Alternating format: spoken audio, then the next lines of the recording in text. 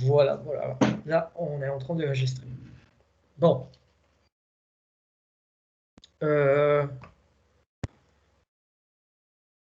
J'espère que vous avez passé une bonne semaine, que tout s'est bien passé.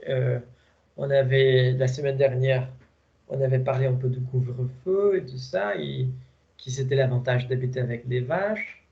Mais apparemment, pas trop, hein, parce que là, maintenant, on est au couvre-feu aussi, hein. Donc, pas de chance. Pas de chance. De toute façon, c'est une reprise de confinement. Là, ça c'est clair, hein. Donc, il faut faire avec. On espère que ça va bien marcher et qu'on puisse vite s'en sortir de toute cette situation. Et même reprendre les cours en présentiel parce que ça me manque. Ça me manque. Bon, les derniers cours, alors, on a travaillé avec la distinction bien plus claire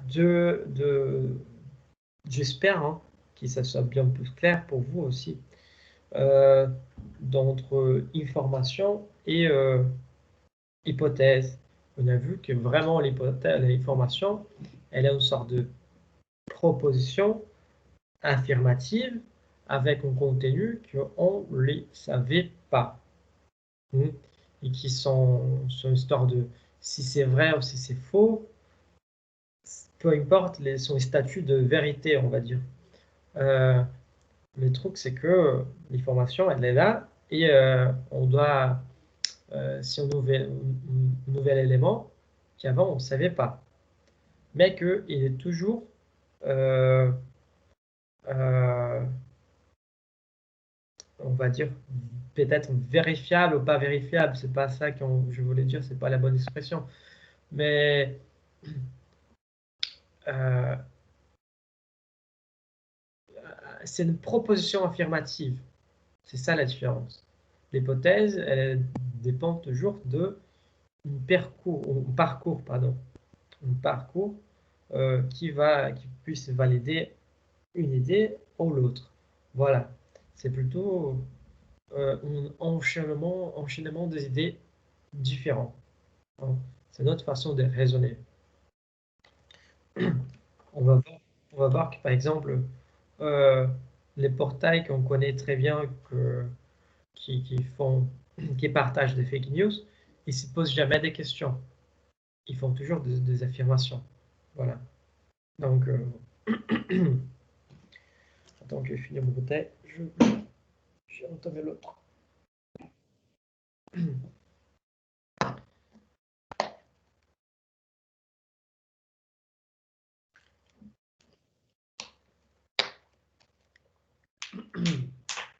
Bon, vite celle-là.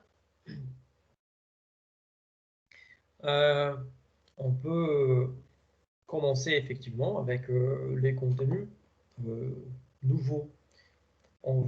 Je vais partager mon écran avec vous. Et ici, afficher, bien sûr.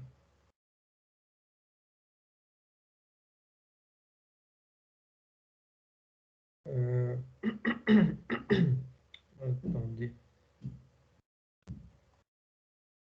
Voilà, c'est bon, c'est bien, ça marche. Très bien.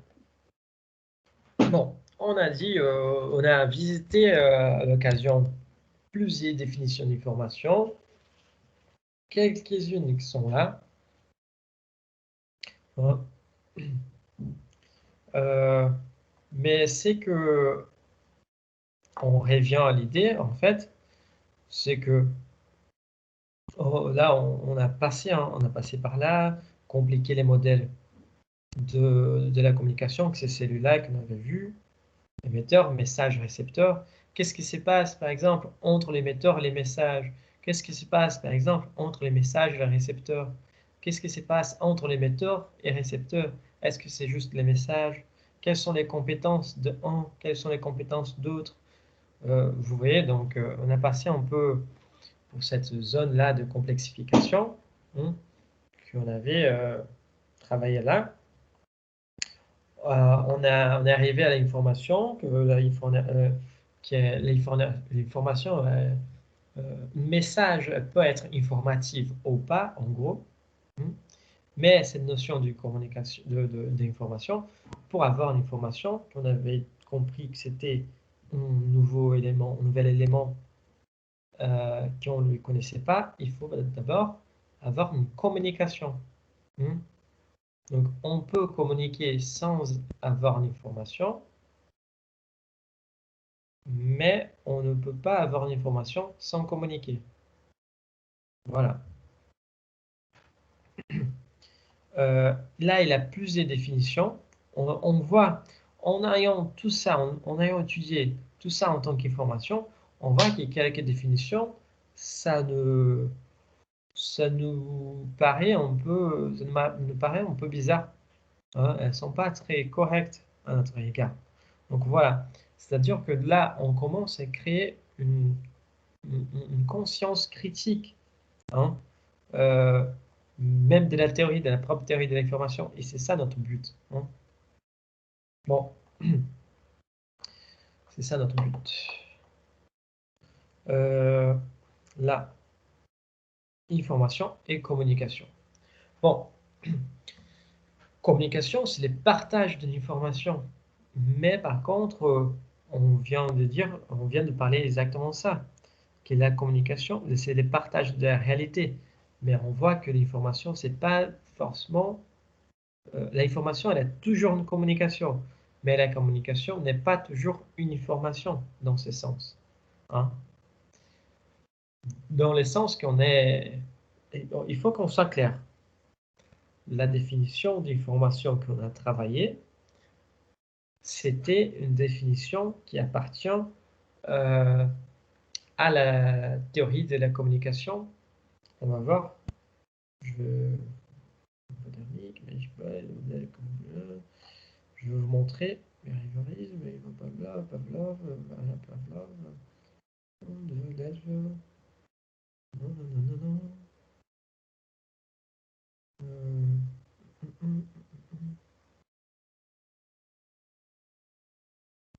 Si je ne me trompe pas, je n'ai pas trouvé le... Il faut que je vois avec plus de soin. Oui, non, c'est pas l'Azure. Oui, c'est de Shannon Weaver là. Hein? Les modèles de Shannon Weaver, on va explorer ces modèles d'information plutôt vers un système mécanique de messages. Hein? Mais que ça marche très bien pour qu'on puisse comprendre cette histoire d'information en tant que un nouvel élément qu'on n'avait pas. Au contraire, si on avait déjà cette information, ça devient redondant. Donc voilà. Bon, dites là, on peut alors avancer tranquillement. Il faut comprendre que la communication, c'est quelque chose de plus grand qu'une information. Suivant, elles vont ensemble. Mais la communication, elle englobe plusieurs éléments. Communiquer quelque chose, on dit que c'est le partage de la réalité, mais ce n'est pas une réalité absolue. Ça veut dire que c'est notre réalité. De la même façon que l'information, elle a un problème dans son statut de vérité, on ne sait pas c'est que c'est vrai, c'est que c'est faux, voilà, et ça peut être toujours une information. La communication, elle est une sorte de partage de la réalité, mais d'une réalité spécifique. C'est pour ça que quand on voit une personne politique qui parle, un politicien, voilà, il faut comprendre qu'il faut toujours prendre recul et observer quel est son point de repère. Ça veut dire quelle est sa perspective, d'où il parle. Hmm. Quelle- de quelle réalité il parle? De la sienne ou de la nôtre? Hmm. Donc c'est pour ça que il y a un moment, on- les gens discutaient beaucoup dans les médias, par exemple, sur les mecs, je sais pas, une figure politique qui ne savait même pas les prix de la baguette. Donc voilà, c'est la réalité qu'il vit, la personne ne savait même pas. Donc c'est pour ça que cette notion de réalité en théorie de la communication, c'est une notion très, très spécifique. Ça veut dire que communiquer, c'est partager une réalité. Communication, c'est l'interaction entre deux sujets que partagent une sorte de réalité. Mais c'est la réalité qui appartient à leur expérience, à leur individualité. Hmm. Quand on parle de culture, hein, la culture, elle communique. Mais la culture, c'est alors, sont plusieurs éléments qui sont partagés de la société. Donc, on a tous la même réalité, vous voyez? Donc, c'est très intéressant de parler ça euh, dans ces moments, quand on parle des cultures, de partage.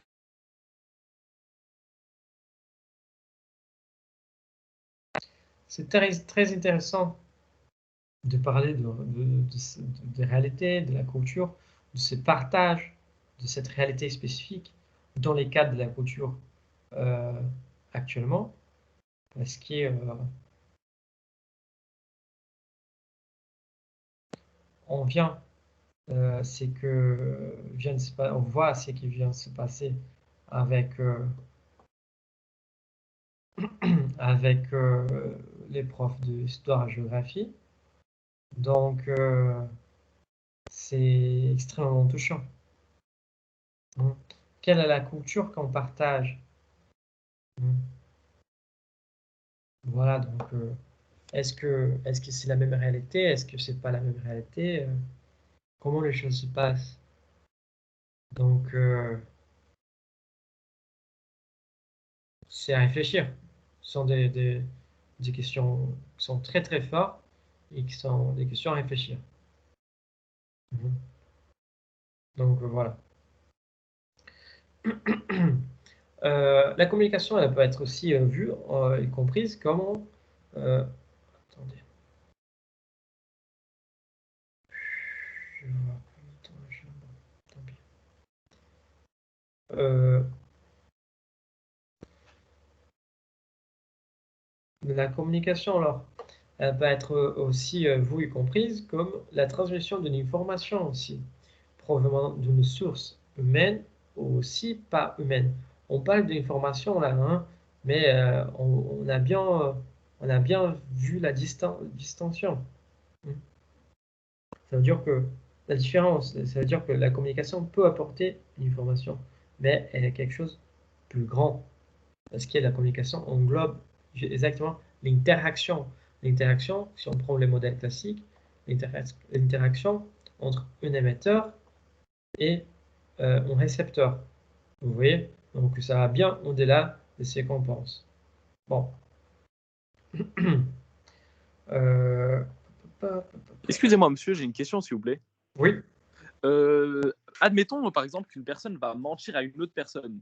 Est-ce qu'on peut appeler ça de la communication? Parce que là, le mensonge, c'est pas forcément de la réalité, non? Oui, mais c'est tout à fait un acte de communication, parce que c'est une interaction entre un émetteur et un récepteur. D'accord. Euh, les statuts de vérité ou de fausseté, ils ne changent pas les statuts de la communication. Ok, d'accord.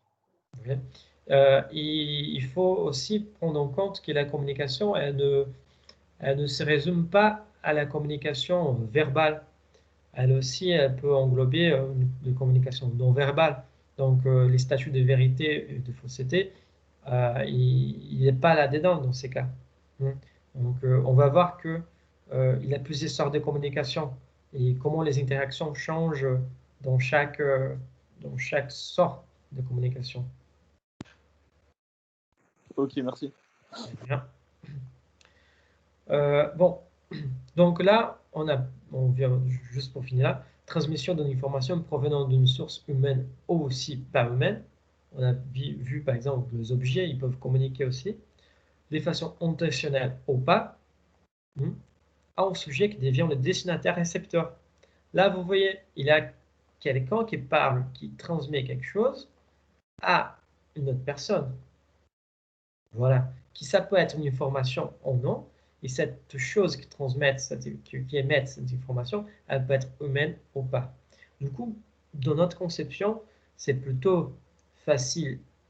Je comprends que c'est plutôt facile à comprendre la communication comme cette interaction entre un émetteur et un récepteur. Ça veut dire deux sujets qui ne sont pas forcément, on peut dire, deux acteurs, parce qu'ils peuvent incarner des sujets de chair ou pas. Ils peuvent être des objets ou pas. Voilà. Donc, c'est plutôt l'histoire de l'interaction, hein, de cet échange. Et que des fois, on veut communiquer quelque chose, c'est pour ça que de façon intentionnelle ou pas. Des fois, on veut communiquer et des fois, on ne veut pas, mais on arrive à nous faire choper. Par exemple, on raconte un mensonge, pour utiliser l'exemple de mensonge, mais malheureusement, on sait qu'on on sait pas mentir. On ne sait pas mentir. Donc, on est vite grillé parce qu'on a de petits clins d'œil qu'on fait, des petits sourires qu'on fait. Voilà. Donc, on ne veut pas forcément communiquer ça, mais on arrive à communiquer. C'est pour ça qu'on dit dans la communication que on ne peut pas ne pas communiquer. Voilà. On communique tout le temps avec notre coiffure, avec la façon qu'on s'habille, la façon qu'on marche, tout, tout. On communique tout le temps. Voilà. Intentionnellement ou pas. Je sais que ça peut paraître un peu théorie de la conspiration, tout ça, mais non. En fait, une bonne partie de la communication, on va voir que elle dépend forcément de nos sens. Donc à partir du moment où ça dépend de nos sens, tout ce qu'on peut saisir par les sens devient communication. Vous voyez, donc c'est dans ce sens-là. Bon. Et là, on tombe exactement sur les trois types de communication. Hein. Là, on a deux jusqu'au 2 bis, le troisième, elle vient après. Donc, si la source est un être humain, physiquement présent à l'acte de communication, c'est ce qu'on appelle interaction directe ou communication directe. Hein, face to face.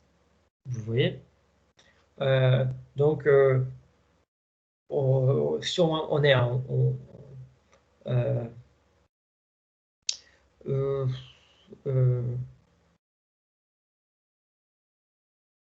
nous, si on est dans les cours, dans une salle des cours,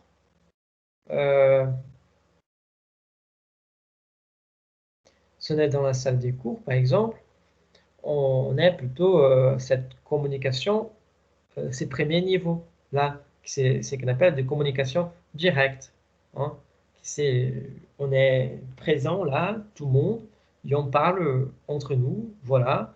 Si quelqu'un veut intervenir, ou c'est l'ambiance où je peux voir votre tête, vous pouvez voir la mienne, on est en contact. C'est presque une chose de la chair même. Voilà, on est présent, tout le monde, dans le même espace. Voilà. Vous voyez, c'est ce qu'on appelle de communication directe.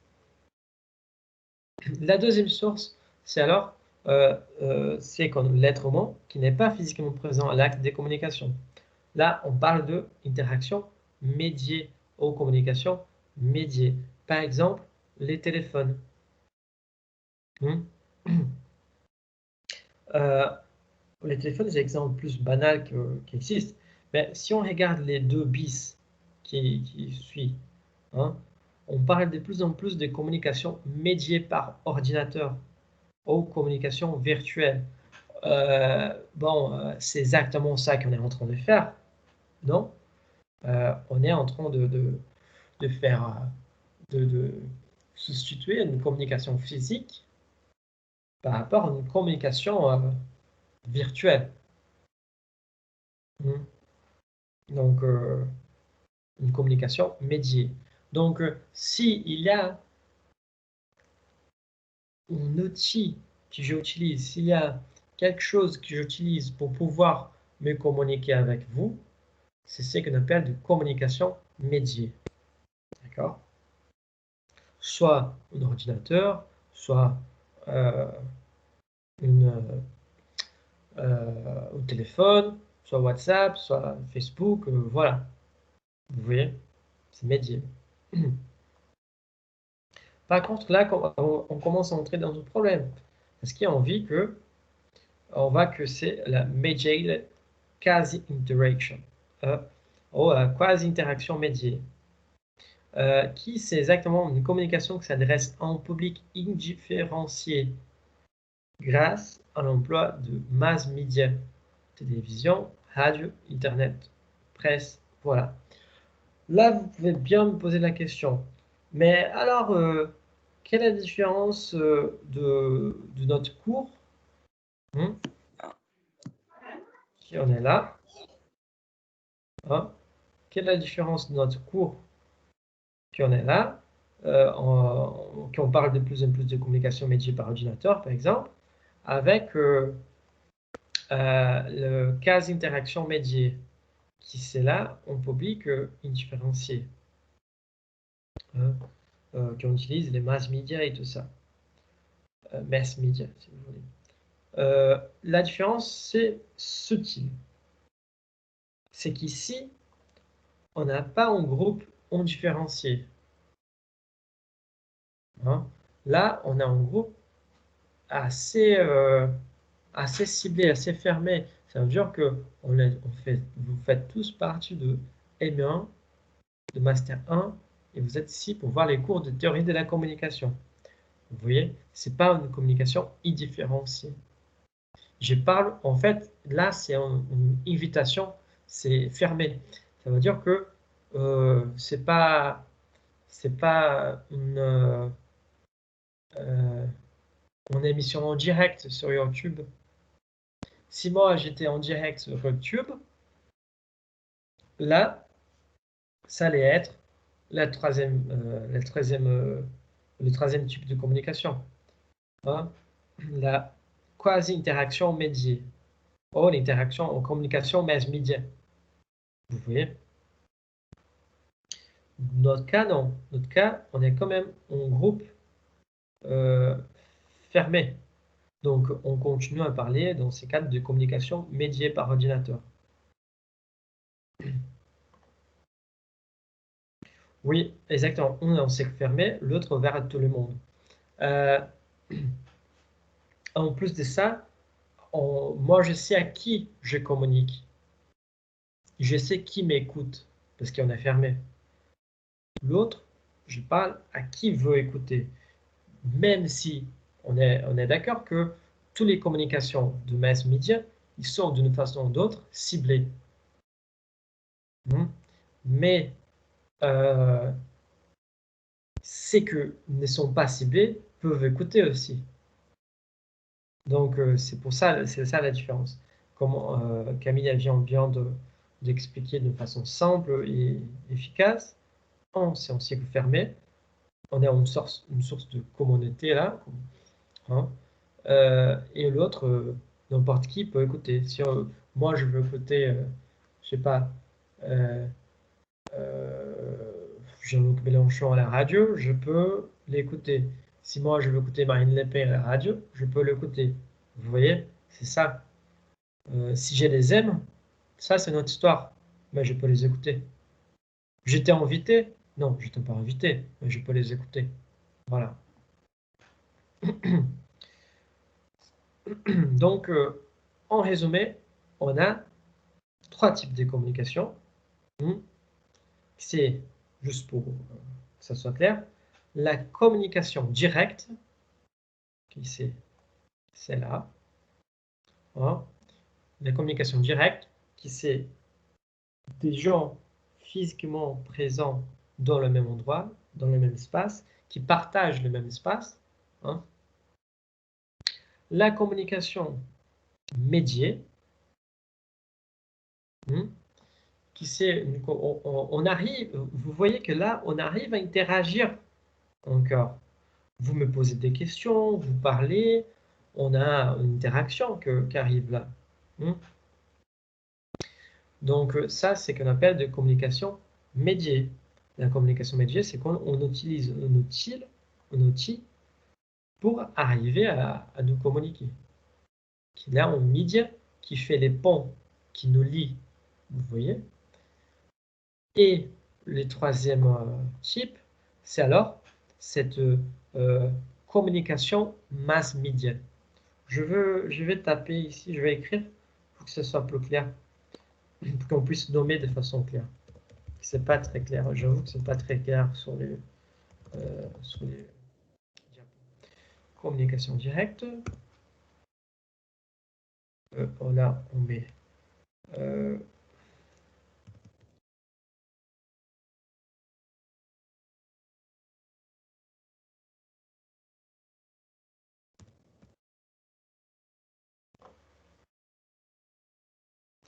et on a aussi la communication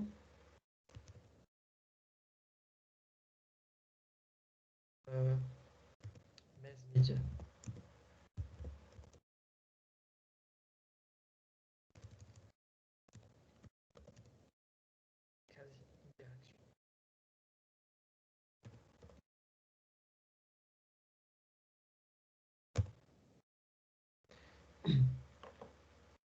Voilà, ce sont les trois types de communication.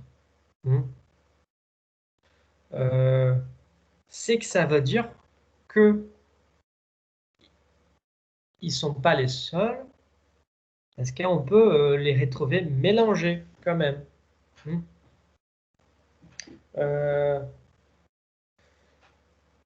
Attendez.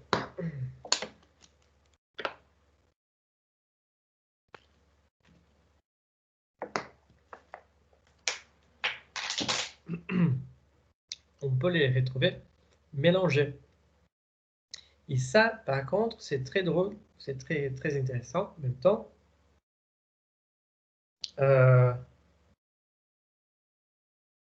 Oui, c'est très intéressant parce que nous, si on est dans l'ambiance, on va dire, dans les cours en soi, dans la salle des cours, il y a bien un tableau.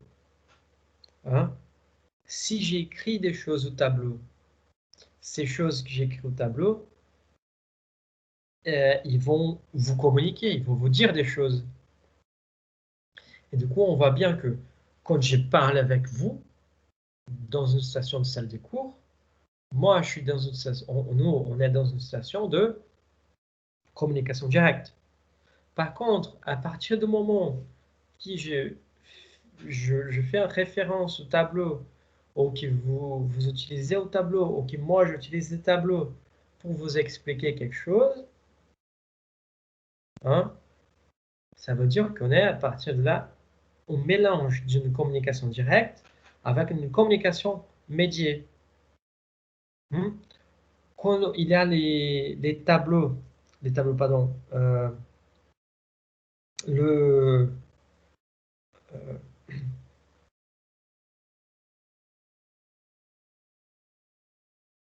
les tableaux, ça c'est intéressant. Les tableaux, les panneaux de signalisation, les panneaux d'indication, là,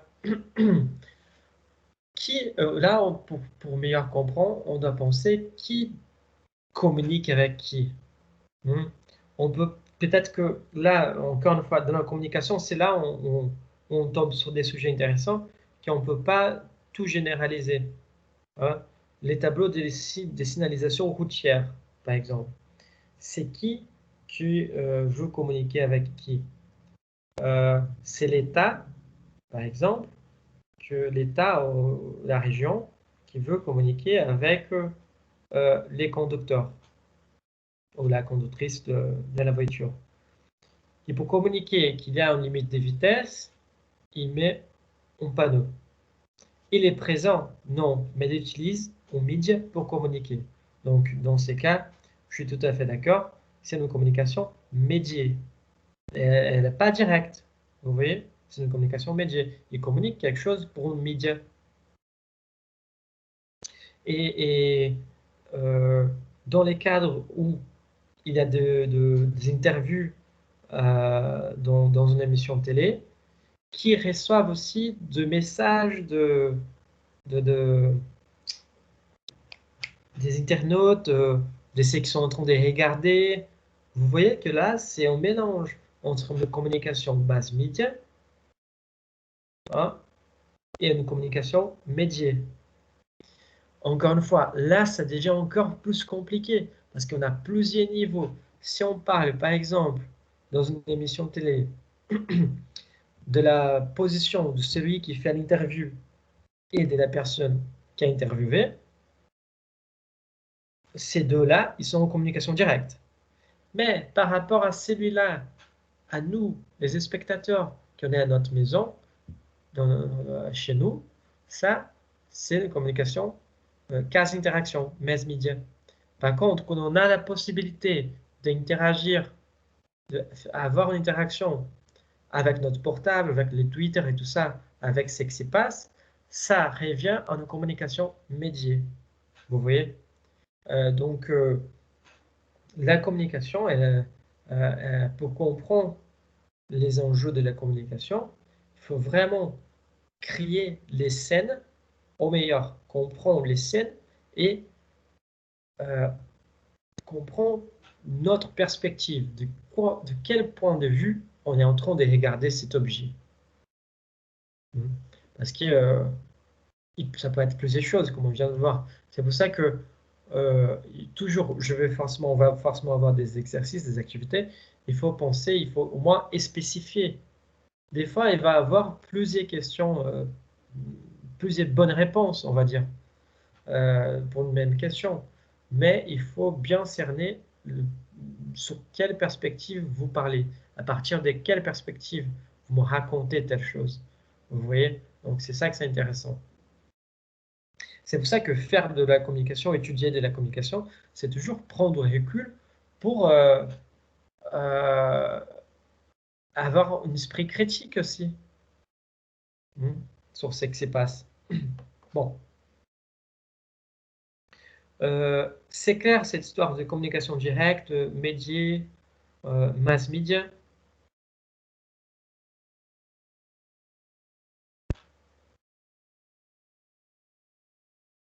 Oui, je pense que c'est clair alors.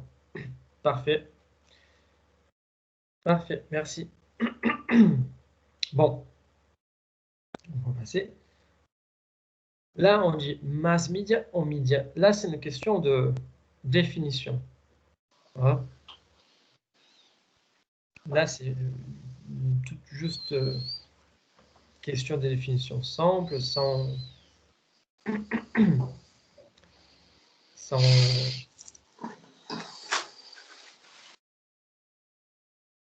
sans, sans plus.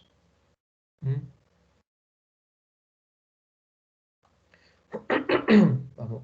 Là, j'ai un voix qui part. Donc, dans les années 50, mass media, c'était plutôt défini comme toutes les techniques permettant d'atteindre simultanément une audience entendue, diverse et dispersée. Pour que ça soit bien clair cette différence. La radio, voilà, la télé, voilà.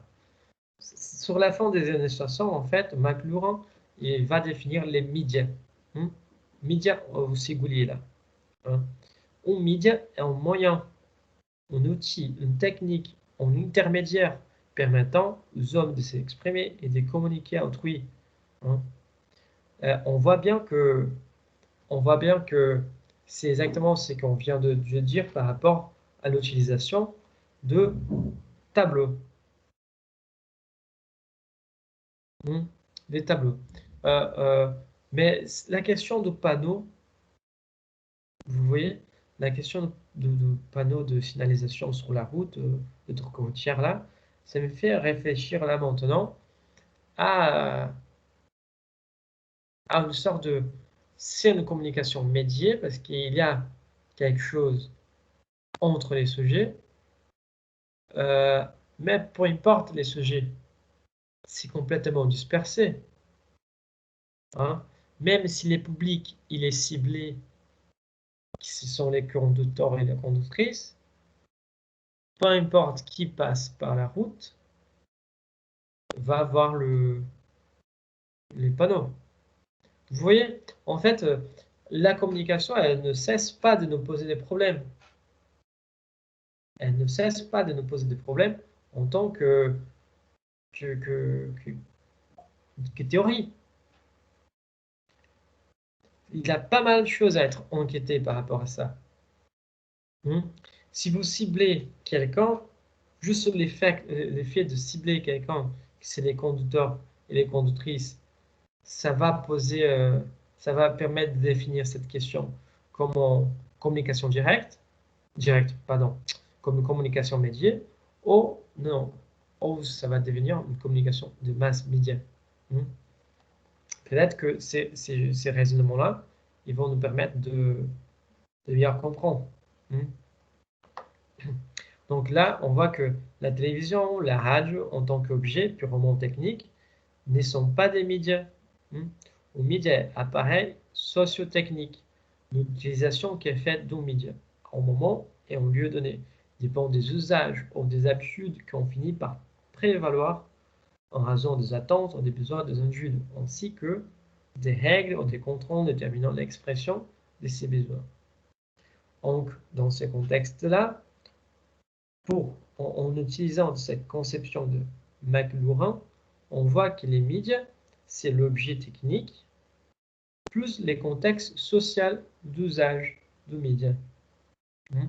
On voit que les tableaux, il est en média, parce qu'il est un objet en soi, qui on utilise pour une telle finalité dans une culture donnée, dans une activité sociale. Donc, il faut faire cette distinction. Et là, ça, je pense que ça commence à être un peu plus clair, cette sorte de média en tant que l'objet. Parce que quand on parle de une feuille de papier, elle peut servir, elle est aussi média en tant qu'objet avec une utilisation, mais elle peut servir aussi en tant que mass média. Si on affiche cette feuille de papier dans un endroit, tout le monde peut le voir. Est-ce que c'est clair cette position entre on peut dire aussi en média, c'est aussi un support. Vous voyez, les supports télévisifs, c'est-à-dire que c'est les médias télé. Est-ce que c'est... Je vais voir la question. Oui, voilà, exactement. Les médias, en fait, les intermédiaires pour la communication. Donc, c'est ça, c'est exactement ça. Il faut pas confondre quand on parle. Non, les médias, en fait, c'est ça les problèmes. Souvent, quand on est en train de discuter dans des émissions de télé, on parle non, parce que les médias, je sais pas quoi. Mais attends, en fait, ils sont pas en train de parler des médias comme, comme cette notion d'objet, comme on pense la théorie. Hein. Ils sont en train de parler de médias euh, par rapport à les masses médias. Vous voyez, c'est au contraire. À la façon de diffusion, à la façon de diffuser les choses. Donc c'est ça. Mais par rapport à les tableaux, les tableaux. Les panneaux de signalisation routière, il faut que je réfléchisse un peu plus. Parce que là, en me posant la question, ça devient vraiment compliqué d'imaginer que, oui, on sait que c'est déjà les panneaux de signalisation, qui ce n'est pas une communication directe. Parce que les sujets, les deux ne sont pas présents là-bas. Là, on voit que c'est une institution qui veut communiquer avec nos sujets, les conducteurs, la conductrice, voire la société. Cette communication entre une entité et l'autre, elle est médiée par les tableaux. Mais aussi, elle n'a pas fermé. Donc, si on pense à partir de ces raisonnements, les tableaux,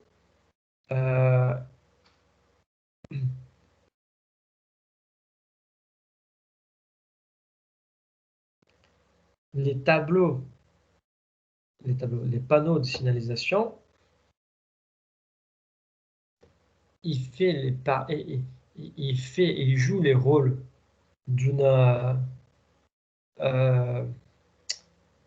communication médiée, parce qu'il y a un support, il y a un média entre les deux, qui permet la communication entre les deux sujets, mais la communication qui arrive, ce qui se passe, l'interaction qui se passe entre les sujets, c'est une communication de masse.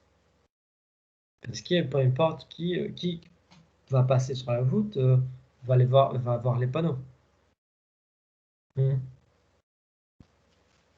Donc c'est pour ça que il faut à chaque fois essayer de raffiner de plus en plus les raisonnements.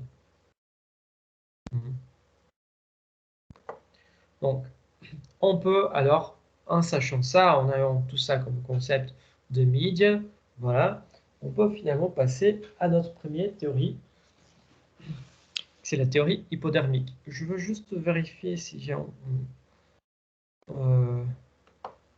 notre contenu ici, pour être plus clair, peut-être.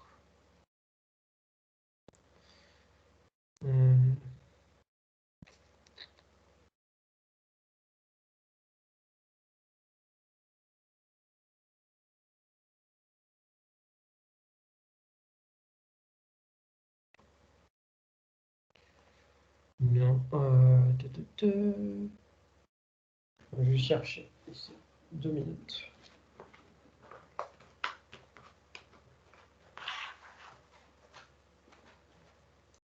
Parce que là, on passe à la théorie hypodermique.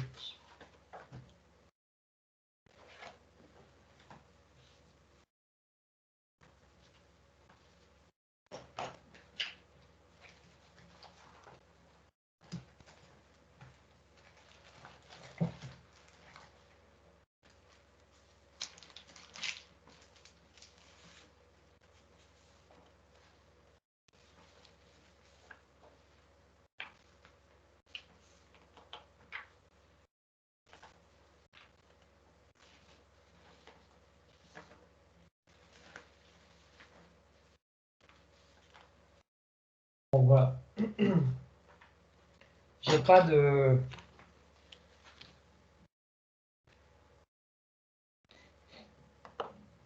Bon, je veux vous présenter ça. Là, c'est la première théorie de la communication qu'on a connaissance, qui est apparue en tant que théorie de la communication. Hein. C'est l'histoire de la théorie hypodermique. C'est connu comme la théorie hypodermique. Hein. C'est quand on parle d'hypodermique, cette histoire, elle a hypodermique, ça fait référence en fait exactement à la couche de la peau, quoi.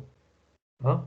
Donc, c'est parce que c'est comme si l'information ou la communication, elle a pénétré dans nos cerveaux. Donc, c'est pour ça qu'on appelle la seringue hypodermique, la piqûre hypodermique.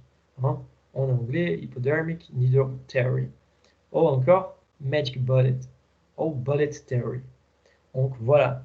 Il y a plusieurs noms pour cette théorie.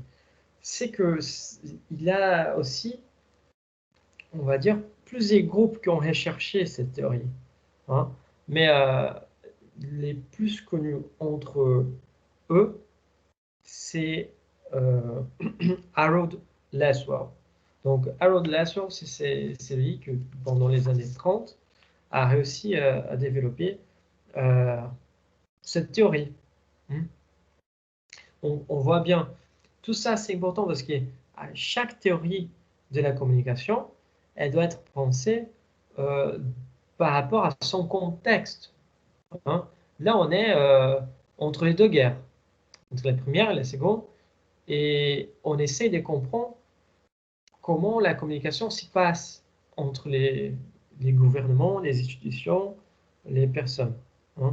Donc, on voit que dans cette période pré-seconde guerre, il y a les discours, on va dire les discours de nazisme commencent à gagner un peu de force. Les populismes commencent à gagner un peu de force. Pas que dans l'Allemagne, mais dans l'Italie, dans la Russie, voilà. Tout ça, on voit qu'il y a un discours populiste très fort et qui commence à gagner de la force et que les gens commencent à s'accrocher. C'est drôle, parce que si on regarde les discours de Trump aujourd'hui aux États-Unis, et si on regarde les discours de Bolsonaro au Brésil, on voit qu'ils utilisent presque tout pareil de la théorie hypodermique. On voit l'importance dans cette époque, l'importance croissant du rôle et des capacités des masses médias. Et qu'est-ce qui se passe dans cette théorie? Elle s'appelle hypodermique, exactement parce qu'elle a un effet qui se ressemble à cette piqûre. Donc, il va attaquer exactement. Pour eux, on dit un message, cette message, elle arrive, il pouf, elle est dans notre cerveau. C'est un peu bizarre de penser comme ça aujourd'hui.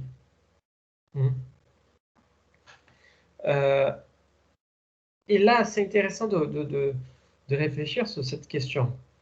Quel est l'effet des médias sur la société des masses? Quand ils ont pensé, quand Laszlo, il a réfléchi sur cette théorie, c'était exactement à partir de la perspective de mass media. La télévision, elle a été en croissance. La radio, elle était déjà bien établie. Comment tous ces moyens, comment tous ces médias, ils pouvaient impacter les gens? Vous voyez? Est-ce que si je sais pas, si j'envoie un message tous les jours, à chaque 2 heures sur les radios, est-ce que ça peut changer les comportements des gens? Voilà. Donc, l'idée de la théorie hypodermique, c'est alors que on passe, on envoie un message, et ce message est reçu à 100%. C'est une théorie qui cherche donc à la manipulation de membres d'une société. Je sais qu'en parlant comme ça c'est très caricate, mais voilà. On voit donc, comme on vient de dire, que c'est une théorie qui considère les médias capables d'injecter dans les gens leur information. Information bien entre guillemets dans ces cas. Les propagandes, tout ce que euh, tout ce qu'on doit faire, tout ce qu'on ne peut pas le faire, la façon de s'habiller, la façon de ne pas s'habiller, voilà. Et du coup, ce concept, hein, de modèle de communication, c'est ça. Ils pensent qu'ils arrivent quand même à entrer dans notre profil. Euh, pour eux, c'est ça qu'on disait, l'individu ne sera pas capable de se défendre de cette attaque. Parce que nous, on contrôle, nous, quand je dis nous, c'est que souhaite communiquer. Nous, on contrôle les moyens de communication. Nous, on contrôle les médias. Du coup, nous, on peut dire quelque chose comme on veut, de la façon qu'on veut, euh, quand, n'importe quand, et aussi la personne ne peut rien faire. Hein. Cette théorie, elle avait par principe alors que chaque élément de son public, hein, euh, subit son influence, il est directement affecté par les messages.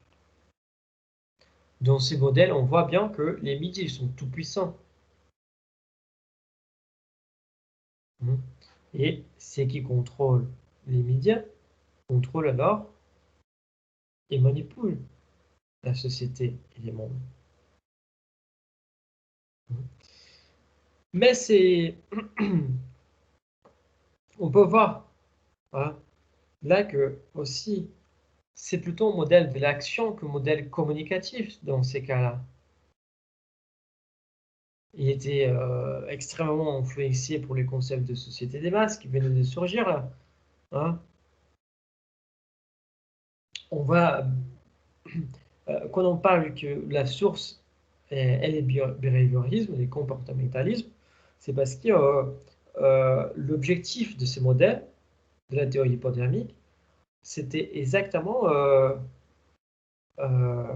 comment on peut résumer que l'objectif de cette théorie, c'était de comprendre les comportements du public, euh, comment les comportements du public varient selon la réception d'un message donné. Comment ils vont réagir. Hein. Vous voyez, et du coup, nous, dans les cas de cette théorie hypodermique, on voit les grandes entreprises qui essaient de nous communiquer, ils essaient de nous tester. On va parler après sur cette expérience du chien de Pavlov et tout ça, parce que là, ça rentre un peu dans une autre, ordre, dans une autre catégorie, on va dire, de théorie de la communication. Mais aussi les chiens de Pavlov, comme la théorie hypodermique, il s'est basé fondamentalement pour cette notion de behaviorisme, ou comportementalisme, comme vous voulez.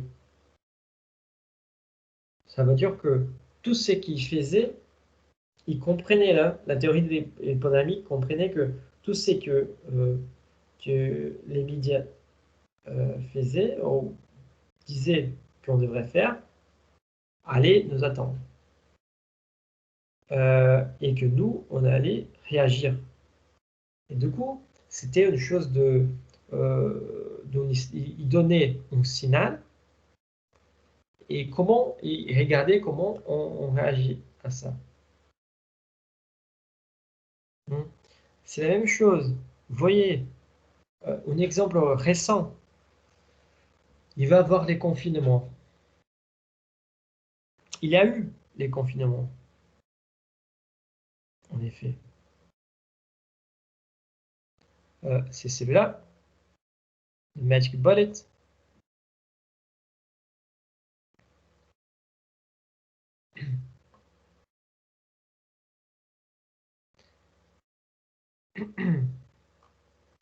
Donc,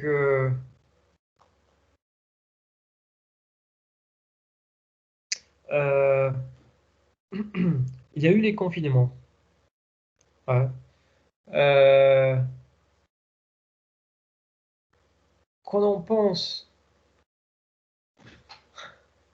qu'on en pense que tout ce qui s'est passé avec les supermarchés, hein, quelques supermarchés a été dévalisé, hein, qu'on trouvait plus de papier toilette, hein. Euh,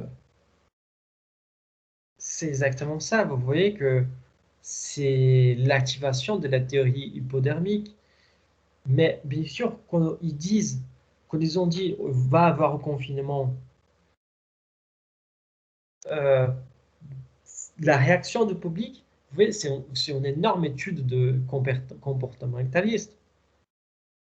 C'est, il va y avoir un confinement, tout le monde a couru pour aller acheter euh, de nourriture en boîte, de papier toilette, comme si les Covid faisaient tout le monde chier, quoi. Hein. Donc ça, j'ai jamais, franchement, j'ai jamais compris les rapports entre acheter de papier toilette et derrière et acheter de papier toilette et c'est protégé quand même de Covid, quoi. Vous voyez. Donc voilà. Mais et c'est ça en fait l'objectif. Il faut imaginer que c'est une seringue, il faut imaginer que c'est une injection là, pour eux dans la théorie hypodermique. C'est ça. On envoie un message et cette message, elle est efficace à 100%. Ça va, euh, ça va, comment on peut dire, déclencher une réaction dans les publics. Et ça va déclencher. Ça, c'est sûr pour eux, dans cette théorie, ça va déclencher. Attends.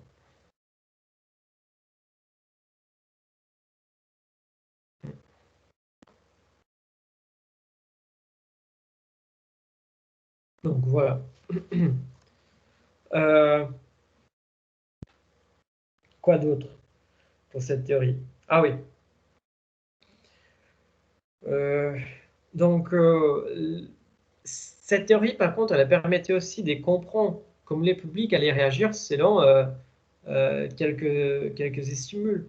On peut voir que si on dit quelque chose sur les mass médias, hein, et les gens vont se comporter d'une telle façon, on peut les stimuler aussi autrement. Hein.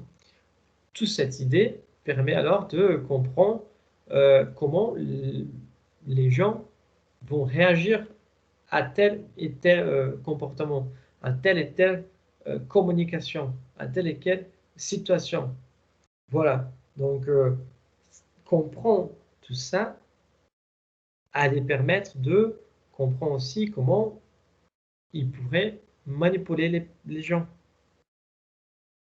comment ils pourraient contrôler ou faire une sorte que les gens euh, exécutent une telle action. Mhm. Donc, cette théorie hypodémique, en gros, elle s'en foutait pour l'interaction entre les individus. Vous voyez, peu importe, euh, peu importe si euh,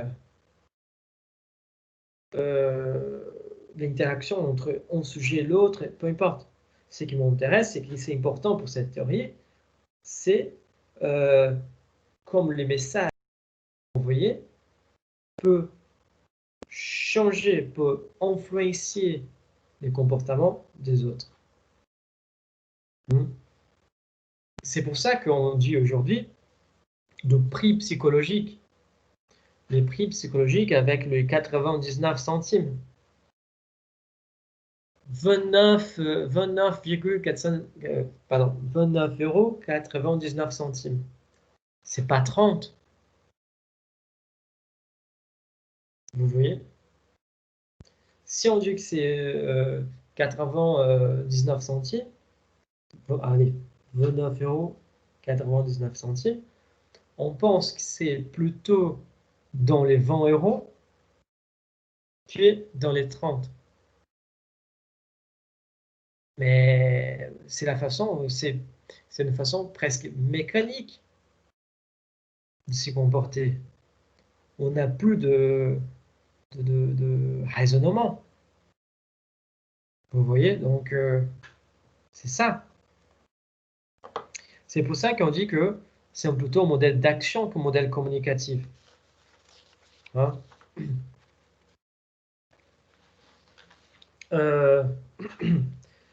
Donc, ces techniques étaient aussi utilisées beaucoup pour soutenir l'idée de la guerre, surtout dans la Seconde Guerre, hein, où la transmission, la propagande qui était utilisée, c'était l'idée que la guerre, en fait, elle était une bonne chose. Et apparemment, cette idée a bien vendu. Donc, voilà. Et ce que je cherchais, c'est que cette théorie, elle cherchait, c'était exactement de casser les liens collectifs, de rompre les relations familières, personnelles, voilà, pour que les personnes, les gens, ils devenaient des individus solitaires et isolés. Avec cette stratégie de isoler les gens, ils pouvaient plus facilement injecter leurs informations.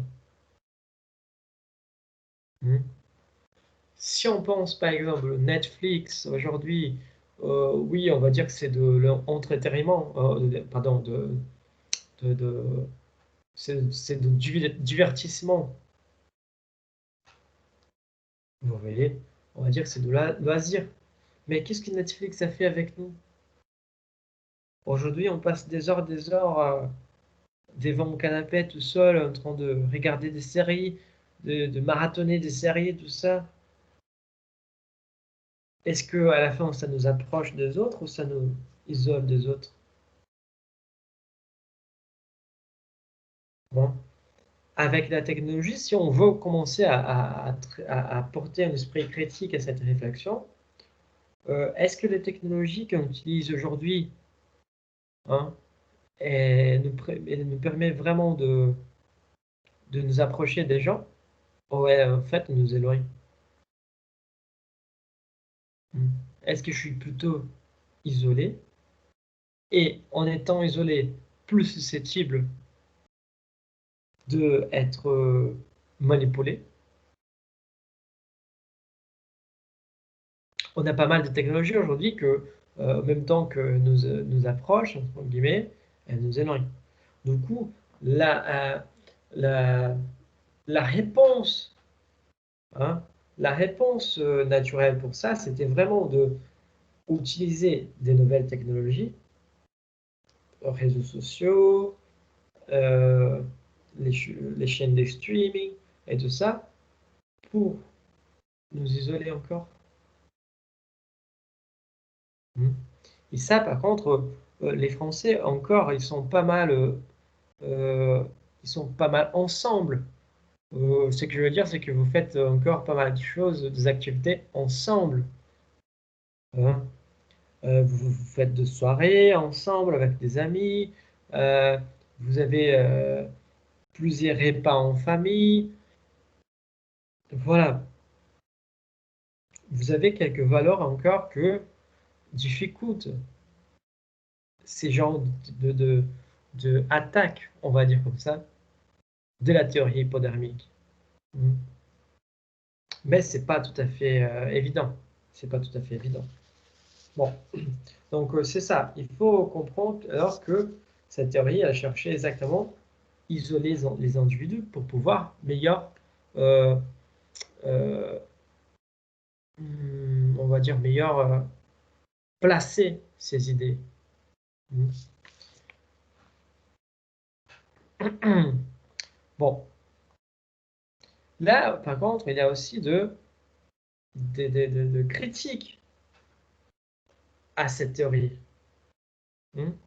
On avait dit que l'approche est indifférenciée aux mass médias. Ça veut dire que pour cette théorie, pour cette théorie, on voit que peu importe si on parle des radios, on parle de la télé, peu importe.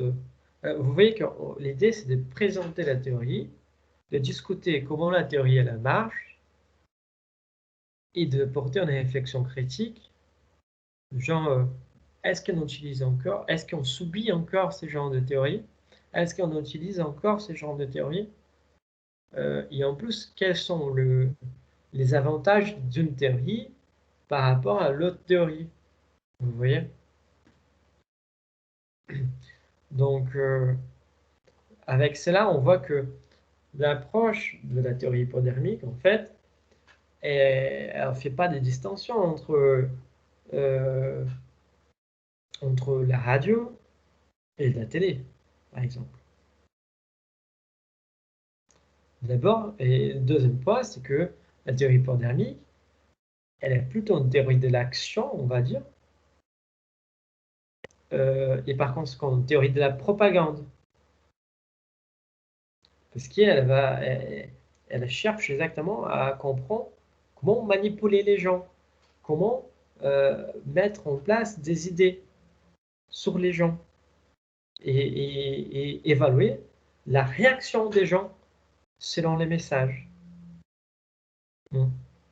C'est pour ça que le problème de la théorie hypodermique, c'est qu'elle n'est pas une théorie de la communication, mais une théorie de la propagande. Bon, là, il comprend aussi, notre critique qu'on fait, c'est que les mass médias, comme système nerveux simple, là, on revient à l'idée de, pardon, à l'idée des stimules, voilà, de behavioriste. C'est, moi, j'envoie un signal, vous prenez ces signaux et vous réagissez toujours pareil. Toujours pareil. Mais on sait que ça ne marche pas forcément comme ça et que au fur et à mesure, les gens, ils commencent à se rendre compte. Voilà. Et dans cette notion de système nerveux simple, en fait, ils ne prennent pas en compte aussi que dans les mêmes médias, il y a des technologies différentes qui peuvent être utilisées. Donc, ils ne se rendent pas compte de la complexité propre aux médias. Vous voyez? Encore une fois, connexion directe entre exposition au message et les comportements des individus. Ils pensent qu'ils vont envoyer un message, nous on va la recevoir dans l'intégralité et on va réagir comme ils souhaitent. Donc, c'est pour ça qu'on parle d'une conception naïve de société de masse. Hein?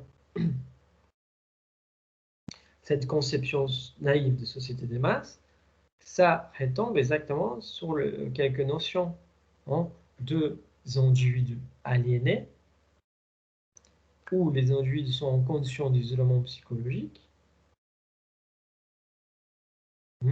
et comme je viens de dire tout à l'heure, il n'y a plus de relation avec des gens proches. Il y a une prévalence des relations impersonnelles. Vous voyez, c'est drôle de penser à l'isolement social, là. Vous voyez, c'est drôle de penser parce que nous, on a vécu l'isolement social. Aujourd'hui, on sait autant qu'il est cher à nous, cette convivialité.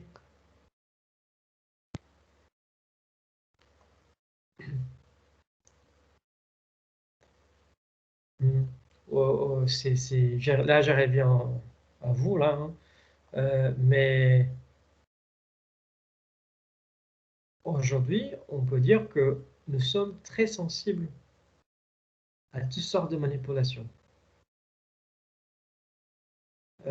Parce que l'isolement social, en fait, il a fait que on est devenu des sujets fragiles. au niveau psychologique. Je vous demande pourquoi Amazon, elle a augmenté son chiffre d'affaires pendant les confinements. Parce qu'on était plus susceptible d'être manipulé. Vous voyez en fait que c'est pas dans des conditions. C'est très intéressant si on regarde la théorie hypodermique aujourd'hui avec les gares qu'on peut poser aujourd'hui, maintenant. On a vécu une expérience de confinement.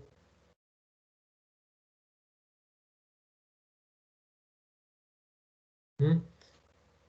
On est beaucoup plus susceptible d'être manipulé si on n'a pas des liens avec les autres. Ça explique l'augmentation du chiffre d'affaires de Amazon, par exemple. Du coup, quand on fait ces genres de critiques, c'est que, en fait, la théorie hypodermique, elle marche bien, elle marche toujours, on va voir, parce qu'il a plusieurs éléments de la théorie hypodermique qu'on subit tous les jours. Mais que dans certains... la théorie hypodermique, en fait, elle ne se rend pas compte de la complexité de la société. Parce que là, c'est un cas particulier quand même. On est en train de subir une chose très particulière. Hein? Donc, cette situation de confinement, des limitations d'horaires et tout ça, ça va pas nous isoler comme avant, mais on devient de sujets sensibles. Est-ce que vous arrivez à comprendre comment ce sujet de la théorie hypodermique il devient sensible aujourd'hui? Comment on peut sentir qu'on devient plus fragile en fonction de cette distanciation sociale qu'on subit?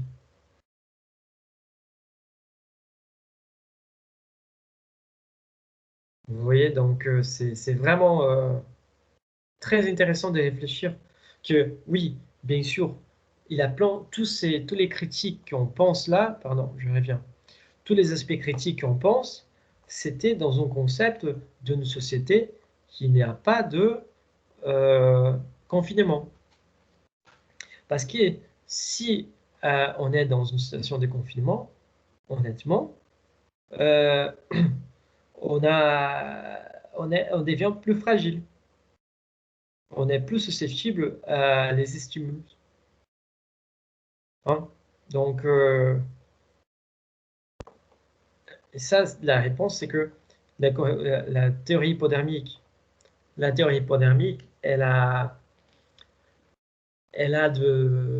des problèmes. Elle est très ancienne. Elle est plutôt une théorie de l'action, encore théorie de la propagande. Elle ne rend pas compte de l'individualité. Mais à partir du moment, si elle ne rend pas compte de l'individualité que les sujets peuvent penser par lui-même, c'est à partir du moment qu'elle sait ça, elle décide de nous isoler, elle peut facilement nous manipuler. C'est dingue hein, que tous les critiques qu'on réalise à la théorie hypothermique, pas tous les critiques, mais la majorité, parce qu'en effet, elle ne considère pas tous les médias, elle considère c'est trop, on va dire que l'effet d'être plutôt une théorie de la propagande et pas de la communication, l'effet de ne pas considérer la distinction entre les médias hein, et de considérer un système nerveux simple, les masses médias, ça reste toujours hein. Les critiques, ça reste toujours. Mais par contre, on voit que malgré tous les critiques, si on s'y trouve dans des conditions fragiles, elle marche toujours. Donc, c'est très intéressant. C'est très intéressant de ce point de vue. Est-ce que vous avez des questions, des commentaires, de remarques?